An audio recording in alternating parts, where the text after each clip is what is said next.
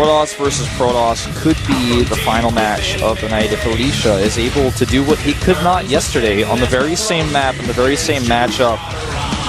Will we see standard play from him, or is he going to do a proxy again? Curious to ready to go home, but you know, he's done his first job. He's got to sit around though and find out if Alicia is failing again here. Maybe he has one of those dates that we were talking about earlier. Yeah, maybe so. And there's Avenge. Protoss versus Protoss is going to be the next matchup, and Alicia he has to do a bit better than he did against Trap if he wants to prevent the ace match. And in the ace match, I mean, the most important thing for me about the ace match would actually be the pick, because we were going over this already earlier, but like live, maybe against Innovation would be a great match to cast. Like, don't get me wrong, but the question is, will we see Innovation? Will we really see live? Do you want to send him out on the off chance that he's meeting someone else? Do you feel confident in putting him up against Innovation in the first place? All these questions might be answered or might not be answered depending on the outcome of this game in front of us right now. Avenge versus Alicia, PvP on Polar Knight. Polar Knight is a map where the proxy location, the best possible proxy you can have in all competitive StarCraft 2 maps is known. It's right behind the main base where you hide behind the mineral line. It's so close by air to get to your opponent's base. So everybody is checking that proxy location in Protoss versus Terran and Protoss versus Protoss, because you never know when that newly updated speed oracle is going to come into your base and create a disaster. So I do not think Alicia will go for what I've called the most obvious trick in the book 2 times in a row, 2 days in a row, and it was just yesterday. Avenge, you know he watched that match because he knew he was playing against Alicia in this matchup on the same map. Why not watch it? If he didn't watch it, that was a mistake. And I'm sure he knows exactly what's coming. I mean, he's going to check for it. Yeah, he definitely should. I mean, after yesterday's match, you want to do that. We're going into the game. It might be the last one of the day, ladies and gentlemen. StarTale up against Axiom-Acer. Axiom-Acer in the lead. And Avenge is the one who can force the draw here. If he beats Alicia now here at the GSTL Season 2. All in roll.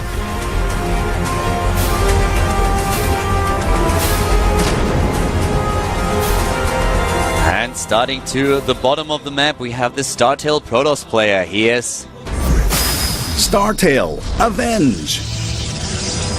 Still nobody knows who died and why he wants the vengeance. Yeah, he is the guy who could make it happen. He could go for the tie here. Going up against the Protoss player that we saw yesterday already in the mirror match. Starting to the top of the map, the last player for Team Axiom-Acer. Axiom-Acer. Named himself after a dungeon fighter character.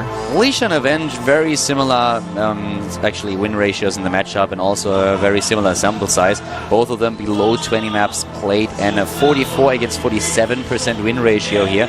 So both of them below 50%. Yeah.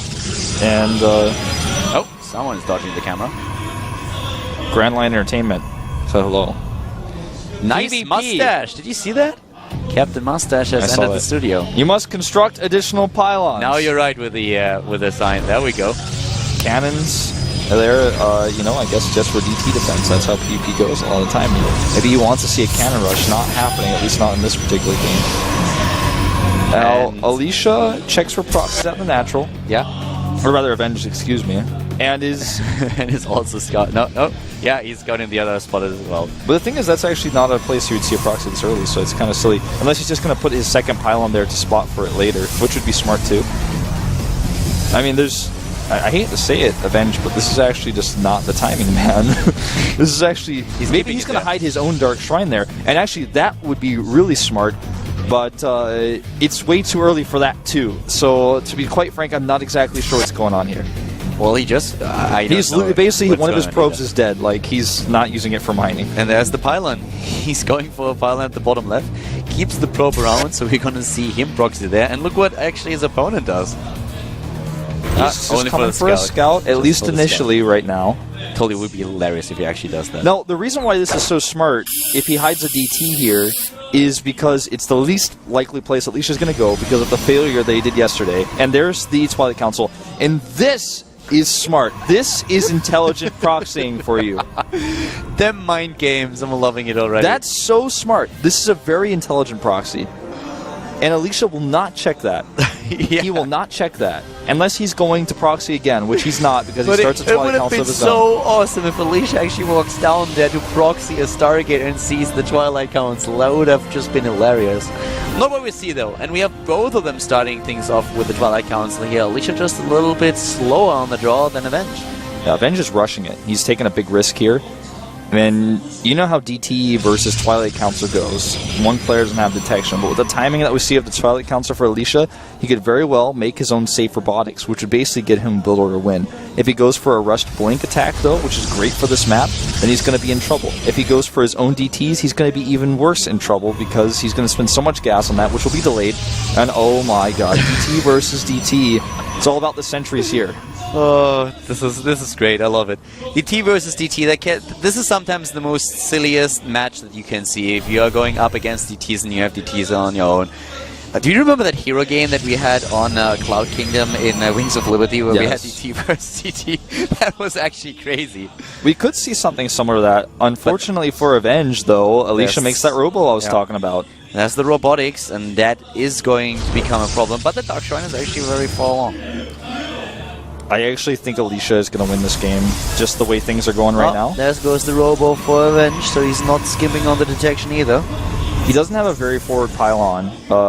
Now he does. Okay, this is smart. With this pylon, he could actually target down the robotics, depending on how Alicia does this. If he gets to the DTs first...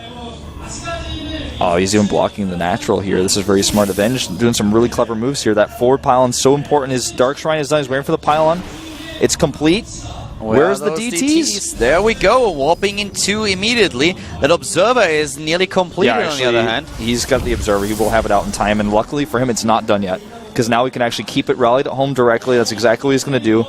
And this is going to be easily defended. The DTs, on the other hand, for Alicia coming in here, there's no sentry. The DTs are actually just moving back. The DT's just moved back. He didn't even try to get into the main base. He saw those pylons as well, and here comes now the DT in the main base of Avenge and takes down at least 1 or 2 harvesters and steals mining time. Steals mining time and so much of it, while meanwhile at home he's got his own Nexus going up. He might even be able to snag one more probe. I don't think so with the good micro here.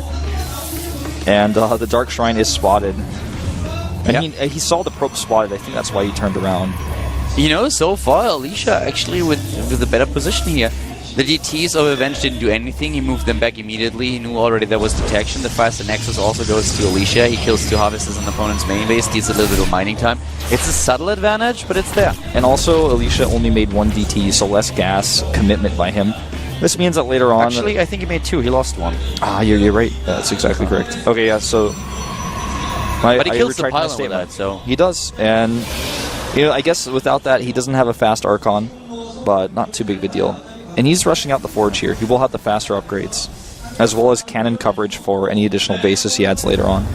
And ooh, the Warp Prism comes in. DT Part 2 could be in the making. There's that Archon. DT's, yeah. I hope that we have Dark Archons in Legacy of the Void. I think there's a high possibility. There's actually a pretty good chance that we're going to see that.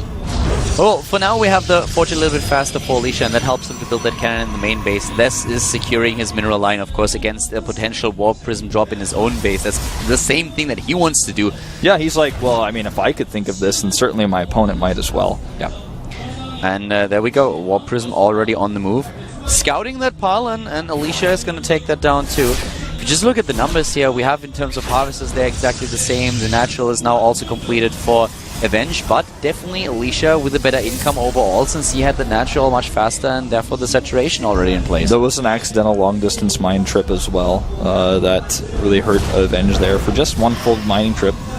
Plus 1 on the way, actually, as it is, funny enough, on the way faster. And those 2 probes there cost him 100 minerals, plus the 100 minerals for the pylon he has to kill, and the supply block there. Yeah, but we have the Warp Prism now in position. He just needs to warp in those DTs and then can drop them into the main base. There's no cannon. Yep, no cannon. I'm not very sure if there's an Observer. I do not think so. There's an Observer right here, and none in the main base. So still no warping. I think actually he's using that. He's using that to spot for observers, and he will see that there's one in the main base, so he will not commit. There is one. There's an observer in the main base, actually. Yeah. Well, he has one DT still in the Warp Prism here. The thing is, if he micros it really well, he might be able to get in, get a probe kill, and get out before Avenge notices. Or you can just wait and use it later on when your opponent moves out and just drop it in there. Charge in a very precarious position, but will not actually be shut down. What we just saw there is, by the way, something that I find really interesting. We did not see the DTs, and now they're there going it is. down. That's what I was going to say. That was exactly what I was just mentioning. Why would you not kill that? He actually will stop charge here. This is a really big win for Alicia. Not only does he stop charge, but the additional upgrades as well. And he should go ahead and cancel it. There's no way he's saving If it. Avenge wants to save that, he's spreading himself out quite thin. Yeah, that DT is going to be taken out, so that was unfortunately not working for him. But actually, nice save there. Yeah, really that's well what I was talking about. You know, maybe get in and do something. Wow. He actually sends the observer alone, scares the DT away. Yeah. But he could... Whose DT was that? Would he actually kill the DT with a warping of his own DT, knowing that he had the detection? That's a mystery to me. There are still 2 DTs there, but I think actually Alicia's DT was not taken out with the retreat. Yeah, he just walked away. That's unfortunate. That could have been a big victory for him. Yeah, canceling charge would have been great here for him. I thought maybe he would just send the Warp Prism right around to warp in just a few Zealots with the DT to target that down, because if there's nothing there, you kill very valuable tech structures of your opponent. You could also eliminate the Dark Shrine if you get in there and get rid of that. As it is, +2 here, actually on the way faster for Avenge. Yeah. Despite the late Forge, was able to get that edge. Both of them just very, very timid now in this matchup. We have Alicia with the lead in overall supply, especially the army supply is in his favor. But both of them very cautious. We took a screenshot of Alicia's army that we just saw there, and I couldn't see anything else. I might tell you that we're about to watch an Immortal timing versus a Zerg player. He's walking across the map with a bunch of Immortals and Sentries. He's got a timing plan. He's going to make an Archon here. Could actually try to feed back the Mothership core of his opponent first. Not so, as he is making an Archon, as you can see on the production tab. But the +2 edge that Avenge has is not ready yet. And this is a big lead in army, 61 to 46. He's going for it. So many units in the main base as well. He does not have the Immortal account he wants. He has only the Photon Overcharge to rely on. Yeah, and currently Avenge is just sitting there waiting for the Photon Overcharge, waiting to just pop that. And of course, with Alicia just being present there, he could also just walk in and take down the tech structures at the bottom left. Now he's waiting for the Warp Prism to go into the main base to drop and open up another path of attack. Here we go, DT at the bottom left, units dropped in the main base, and at the same time the attack at the natural. Yep, kills the cannon, and that means no more detection there. You know, he procs that Nexus cannon, and here comes the Warp, and here he's actually doing a ton of damage. He's doing a lot of damage. Avenge is not handling this. Probes, and Avenge has a huge problem with splitting his army, and at the same time, the Twilight Council at the bottom left goes down. He's doing a counter drop, which the cannon will deflect. But what is he doing? Where is his army? He's too scared. He's panicking now. here. He might lose the Nexus. Yeah, I think he might. He's going to lose his Twilight Council. Meanwhile, over here, and this is actually just a bit sloppy. Nothing else to call it. Look at the lead in probe count now. Workers killed 23. He just got demolished in the worker count. And Alicia just walks back. Yeah, he walks back. He's got +2, going to finish up on his own. And Avenge panicked there. That was definitely something that could potentially even cost him this game. Avenge didn't really commit. Alicia didn't really commit to anything there. No, he just faked it. He killed pylons, he killed harvesters, he took down the tech structures at the bottom left, and he didn't commit like any massive amount of units. 4 pylons killed, the third base now coming up for Alicia, of course, because he can afford it. Avenge just way too timid there and not ready to split his army. Now, no more Twilight Council means no more plus 3 upgrades, of course, or +2 armor upgrades. So when it comes to that, so he has to rebuild that. It also means that if for some reason in a Zealot drop he loses the Temple Archives, he's not going to have that either. So he's going to eventually have to rebuild that. Right now, he's hesitating because he knows it's not immediately important for him. His +3 attack is not as important as the other tech units he's trying to get out here. Another Warp Prism drop in the main base turns his whole army around. There's a DT defense, though, and that's pretty cool. I like the DT defense because there's no way to actually kill those without your own detection coming along with it. Yeah, there are 2 of them. There's also DT. Okay, there's detection too. So we have an observer there for Avenge, so this time the defense is actually spot on. But still the lead for Alicia, and this third base is going to give him so much trouble. Even if he starts an own third on his own now, it's going to be so late. Yeah, extremely. And the third base of Alicia is already complete. Total map coverage to the south with the Warp Prism, the Observer there as well. The tech as well, the switch is done now. We have the first Colossi in the game. Range is on the way too, and Alicia just has every edge possible. He's like a ninja star, and he's swinging across the map, man. That's like the worst analogy ever. He's like a ninja star. He's got every edge possible. He's like he's No, don't overdo it. Like that was already, that was enough. I appreciate it. he's like a heptagon, man. He's got all the corners running around. He's got so many edges. He's no octagon. Mark my words. He's like a heptagon. Okay. Actually, a heptagon is 7, right? Octagon's bigger than that. But listen, he's no octagon either. He's just a heptagon. He's still a lot of edges, no matter how many that is. No dodecahedron, but I mean, he's a head man. Rely on Wolf screwing the math up, but the analogy was still a good one. All right, here we go. Drop in the main base. Not one cannon. Not quite enough, but Alicia with his own DT defense here, taking a page out of Avenge's book here. And both of them are actually just warping into DTs, not getting a whole lot done. He does kill the cannon on the other hand, which is a little bit annoying. The problem is still the detection, because Alicia doesn't have any detection at the bottom of the map in the main base of his opponent. And this DT battle is just getting ready. We have a battle in main! He's got that engage here with the Time Warp. Time Warp's going down for both players. The Colossi tech, a big problem here. He's just able to do so much range to damage. 40 supply up, and then now the Immortals are gone. I think this is it. This is the GG. Alicia, he takes it, and Axiom-Acer with another victory here. With a 4-2, they are winning this match today. We won't see an ace match. This time on Polar Night, Alicia is triumphant in a Protoss versus Protoss. Alicia takes it. It's the 4-2 victory that they wanted there, and it puts them even further ahead in Indicator. And StarTale does not win. And, I mean, this match meant a lot more for StarTale than it did for Axiom-Acer, but they still won it, and they looked good. They needed Bomber. They needed Bomber. Bomber would have definitely, I think, helped them a lot more here than I hate to say it, Avenge did in this Protoss versus Protoss.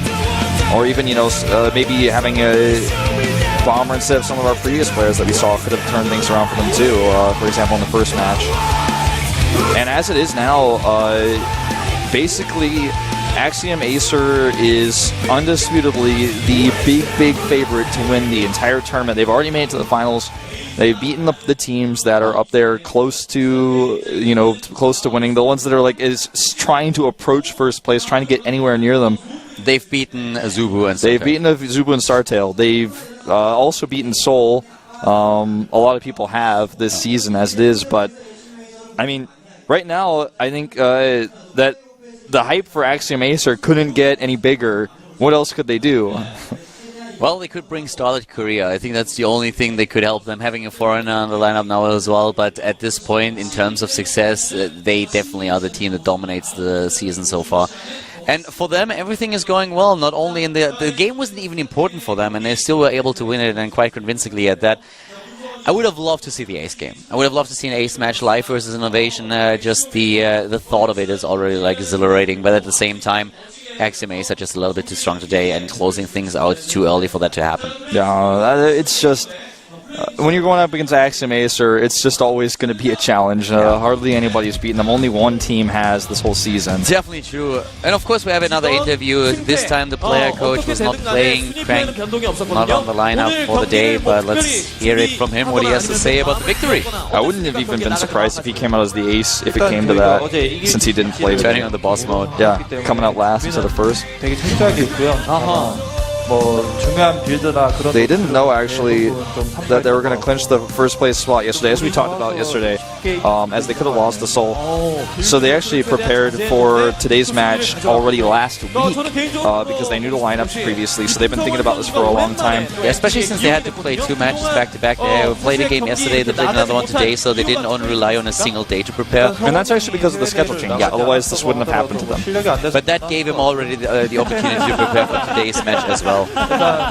And a lot of approval here for Ryung. They're teasing MMA that he didn't actually have enough skill to come out to the GSTL previously until today. It doesn't matter what he won in foreign tournaments. This is Korea. He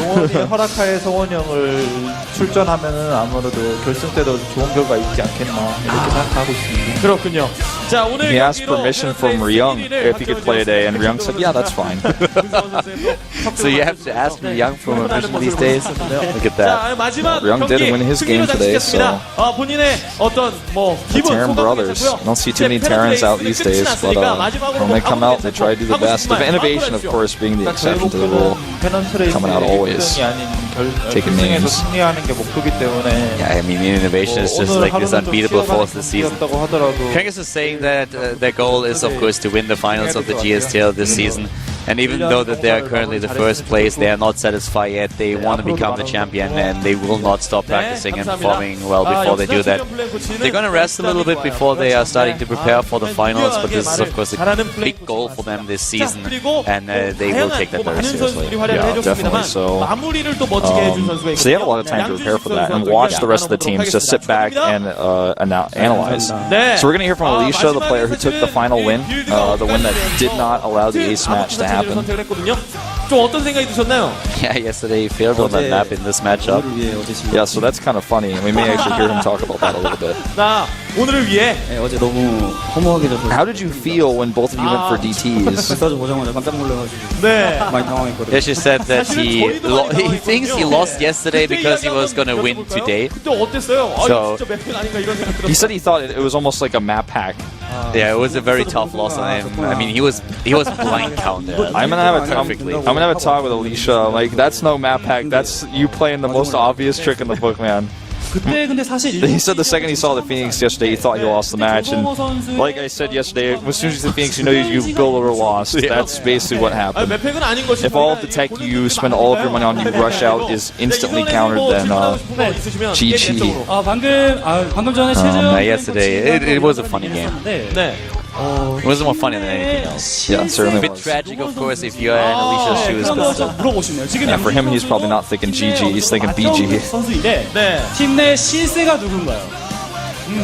Is the real captain of your team, the real power, Ryung, because he actually had to be asked for permission for MMA to play. Nah, man, Ryung gets the spot for the biggest troll, not only in the team, but in Korea. Of course, he's just saying that he doesn't really have the power. He's just messing around with MMA. Innovation actually on the team is the one who has all the power. Well, he definitely has the best win ratio. Yeah. 10-1. Like, insane. Losing one match in the entire season. One match where he got scouted and basically blind countered by 7 cannons in his face. I'll never forget that one. So now we have the finals coming up here, so we're going to prepare really hard for that. And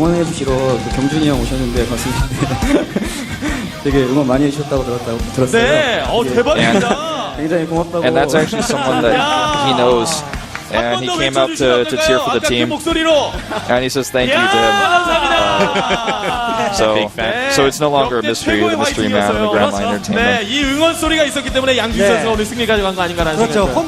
So nobody in their right mind would expect Axiom-Acer to lose the finals now. Well, be careful with that. We've seen this quite often. The teams perform well in the regular season, and suddenly in the final match they lose it. So they need to be careful. But you're right, they're definitely the favorite team. They've shown this season quite impressive. And that's the thing, man. You said as long as they're careful, they have to be careful. Yeah. Careful is Axiom-Acer's middle name. They actually should be called Axiom Careful Acer, because like you saw from Cranky said, we didn't know we won it yesterday because they're just looking at one match at a time, constantly preparing, always looking forward. They're not getting arrogant, and that is the most important part. Yeah, and Crank is definitely someone who will make sure that the team is going to practice a lot for the finals. Yeah, definitely so. And they've got nothing else to focus on right now, as Cranky said yesterday. Look at those standings there. Look at it. Plus 14! This is absolutely nuts. Axiom-Acer put every other team except the Zubu down into the negatives, man. They're just like taking all the points. Yeah, with StarTale losing today, there's not a lot going to happen after the last game. I mean, we have Seoul now going up against Zubu. It's going to happen tomorrow. But even if a Zubu all kills here, that's not going to change a thing. And if they're getting all killed, it's also not going to change anything. Yeah. So tomorrow's match is more than anything just going to be pretty fun to watch. Yeah. Well, that's how Axiom-Acer just proves that they are the top team here. Innovation 10-1, a 90.9% win ratio. Taking that 0.9 from his victory today. He was 90 flat just earlier. And Symbol, no way you can pass him. If Symbol gets an all-kill in the playoffs in the all-kill format... I'm not 100% sure if the playoffs count, though. The last season, they didn't count. It was only the regular season that counted into the individual standings for the award. So, if that's the case again this season, then Innovation has already won the award. If the playoffs count this time, then it's a bit different. Then, of course, we could still see changes with the potential all-kills performed by players like Symbol. Now, tomorrow's match, as mentioned, will be Azubu versus Seoul. Azubu, the second most highly rated team this season against the team that was at the bottom, but made a great comeback this season. It's going to be at the same time, 6 p.m. Do not miss it. Be there. We're going to see a lot of exciting matches, I guarantee it. Yeah, tomorrow should be fun. I mean, it's going to be a good game, and I'm actually looking forward to see those players. Seoul will try to at least win one at the end of the season to make the stand there, but like... it's definitely going to be tough. With the players and the performance that we've seen against Axiom-Acer, I would expect them to really perform well there. Exactly. They forced the ace match yesterday. Maybe they can actually take out Azubu to prove themselves here, that they can at least beat the team that's in second place standings. Yeah. And, you know, it's all about pride. Like you said, it doesn't really change how things are going to end, what happens tomorrow. Definitely true. I mean, today we had once again a nice performance by Axiom-Acer. They were able to win it against StarTale, weakened by Bomber's absence, of course. This is something that we definitely have to throw out there. And we could also see that the changes with the Widow Mine, especially in Terran versus Zerg, is giving the Terrans a bit of trouble, so they will have to try to figure out how to deal with this a little bit better, maybe incorporate the siege tanks once again. Widow Mines still give you that added mobility that you want to have in the mid-game, so you cannot really just substitute the Widow Mines for the siege tanks, but Terrans definitely have to rethink the matchup a little bit. Yeah. And some of the games that didn't come too much into play, Innovation has still shown us a very strong Terran versus Zerg, but there have to be some changes made, I feel, and just some adaptations. Yeah, for sure. Heart definitely having some trouble in that one. Yeah, definitely. But I mean, this is it for the day, so I hope that you guys enjoyed the match. Tomorrow we have at 6 p.m. Korean Standard Time the game between Azubu and Seoul. Tune in for that again. And this is it for now, so have a good day, and I will see you tomorrow. Bye-bye. 4 kids later down the line, my progression is my profession. I'm doing shows with a 9.